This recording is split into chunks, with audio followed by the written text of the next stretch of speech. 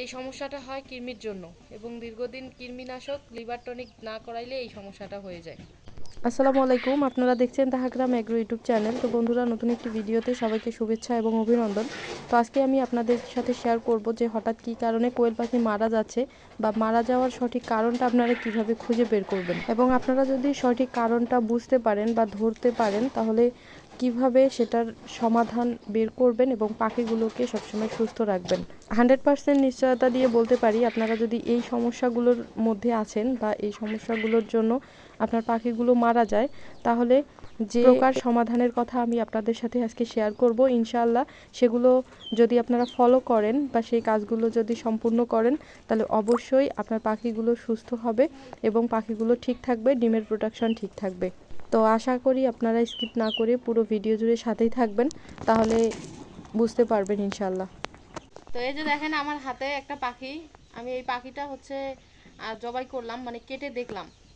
তো এই পাখিটা হচ্ছে রাত্রে মারা গেছিল। তো আমি এই পাখিটাকে আজকে কাটার উদ্দেশ্যটা আমার এইটা, যে দেখি পাখিটা কেন মারা গেল বা এর কী সমস্যাটা হইলো। এই জন্য পাখিটাকে আমি কাটলাম। তাই এই যে দেখেন কি একটা অবস্থা, মানে এই যে নার আর ভুঁড়ি আছে ওইটা পুরাটাই নষ্ট হয়ে গেছে, পুরাটাই নষ্ট হয়ে গেছে। এই যে নার ভুঁড়ি, আর জায়গায় জায়গায় হচ্ছে ফুলে গেছে, জায়গায় জায়গায় চিকন হয়েছে, মাঝে মধ্যে ফুলে গেছে, কালো হয়ে গেছে। তো এই সমস্যাটা মনে করেন কখন হয়ে থাকে, যখন দীর্ঘদিন হচ্ছে পাখিটার মানে কৃমিনাশক যখন করানো হয় না, দীর্ঘদিন কৃমিনাশক না করা হয় না, লিভার টনিক দেওয়া হয় না নিয়ম মতো, তখন মূলত এই সমস্যাটা হয়ে যায়। ডিম দেওয়া পাখি, এই যে দেখেন কতগুলো ডিম, আবার দুই একটা ডিম ভেঙে গেছে, আর খুব গন্ধ করতেছে, বিশ্রী গন্ধ করতেছে। তো আমার পাখিগুলোকে লাস্ট মনে হয় 2 মাস আগে কৃমিনাশক দিছিলাম, তাও দিছিলাম কিনা মনে হচ্ছে না, বা কোনগুলো পাখিকে দিছি তাও মনে হচ্ছে না।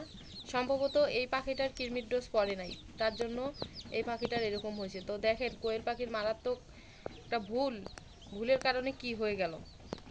আমার কিন্তু আগেও কয়েকটা পাখি মারা গেছিলো, কিন্তু আমি এভাবে কেটে দেখি নাই। তো আজকে ভাবলাম যে দেখি কি সমস্যাটা হইলো, এই জন্য কেটে দেখলাম। তো দেখতেছি এই সমাচার।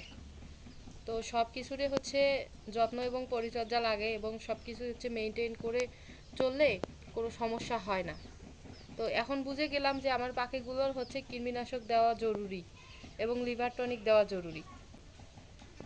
এই সমস্যাটা হয় কৃমির জন্য এবং দীর্ঘদিন কৃমিনাশক লিভার টনিক না করাইলে এই সমস্যাটা হয়ে যায়।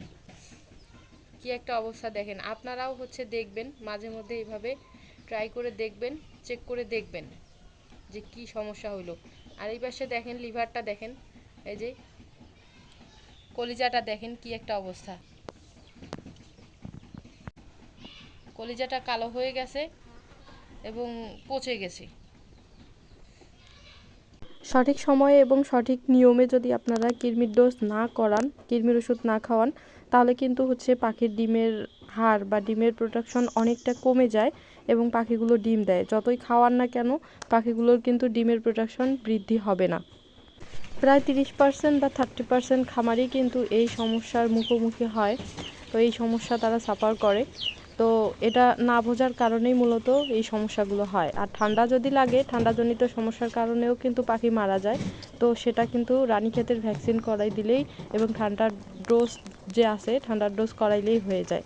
আর লিভার টনিক বা কৃমিনাশক সমস্যার জন্য যদি এইরকম সমস্যা হয়, আপনারা পাখি আগে কেটে দেখবেন। যদি বুঝেন যে ভিতরে গোটা গোটা অবস্থায় বা পেট ফুলে যায়, লিভার পচে যায়, বা নাড়ভুঁড়ি হচ্ছে কোনো জায়গায় সরু বা কোনো জায়গায় মোটা চিকন হয়ে যায়, জায়গায় জায়গায় ফুলে যায়, তো গুটি গুটি আকারে হয়ে থাকে, এরকম সমস্যা যদি হয় তাহলে বুঝবেন ওটা হচ্ছে লিভার টনিক করাতে হবে, লিভার টনিক ডোজ করাতে হবে, এবং আপনাদেরকে অবশ্যই কৃমিনাশকটা করাতে হবে।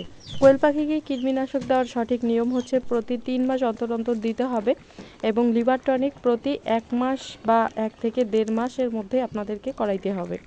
কোয়েল পাখির কৃমিনাশক কিভাবে দিতে হয় বা কিভাবে করাতে হয়, করানোর সঠিক নিয়ম আমি আপনাদের সাথে শেয়ার করব ইনশাল্লাহ, ভিডিও দেব এই সম্পর্কে। এবং কোয়েল পাখির যে লিভার টনিক দিতে হয়, এটি যদি আপনারা 1 থেকে 1.5 মাস পর পর করান এবং অবশ্যই 5 থেকে 7 দিন করাবেন, তাহলেই হয়ে যাবে ইনশাল্লাহ। তবে এইখানে একটা কথা বা একটা বিষয় আপনাদের মাথায় রাখা জরুরি, সেটা হচ্ছে লিভার টনিক চলাকালীন আপনারা অন্য কোনো মেডিসিন ব্যবহার করবেন না, না করাই ভালো। সব থেকে বেশি ভালো হয় অন্য কোনো মেডিসিন আপনারা করাবেনই না। দেওয়ার নিয়ম হচ্ছে একই নিয়ম, যেভাবে আপনারা স্বাভাবিকভাবে মেডিসিন দেন 1 লিটার পানিতে 1 গ্রাম করে, ওইভাবেই মেপে মেপে দিতে হবে। এবং হচ্ছে লিভার টনিক 2 বেলা দিতে হবে, সকালে দিতে হবে এবং বিকেলে দিতে হবে, অর্থাৎ সন্ধ্যায় দিতে হবে। আর মাঝখানে যে দুপুর টাইমটা আপনারা সাদা পানি দিতে পারেন। তবে এই সময় একটু ডিমের হারটা কমে যেতে পারে। আর এই সময় যদি আপনারা ভাবেন যে ইসেল বা ক্যালপ্লেক্স বা ভিটামিন এগুলো দেন ডিমের হার বৃদ্ধির জন্য, তাহলে কিন্তু এটা আপনারা মস্ত বড় ভুল করবেন। কাজেই লিভার টনিকের সাথে আপনারা কখনোই এই মেডিসিনগুলো দেবেন না। আর আপনারা যদি লিভার টনিক সঠিক নিয়মে সঠিক ডোজ কমপ্লিট করাইতে পারেন এবং সময় মতো দিতে পারেন, তাহলে অবশ্যই আপনার পাখি সুস্থ থাকবে, ঠান্ডাজনিত সমস্যাও হবে না বা কোনো রকম ভাইরাসও হবে না। আপনার পাখি অল টাইম সুস্থ থাকবে এবং হচ্ছে আপনার পাখির যখন লিভারটা পুরোপুরি সুস্থ থাকবে, তার মানে পাখি সুস্থ থাকবে অল টাইম।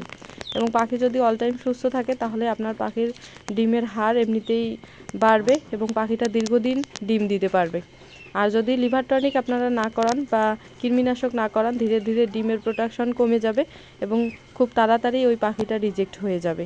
তো বন্ধুরা, একটা অনুরোধ করব, ভিডিওতে দেওয়া তথ্যগুলো যদি ভালো লাগে তাহলে অবশ্যই লাইক কমেন্ট শেয়ার করবেন। এবং যারা যারা অলরেডি আমার চ্যানেলটি সাবস্ক্রাইব করে দিয়েছেন সবাইকে অসংখ্য ধন্যবাদ।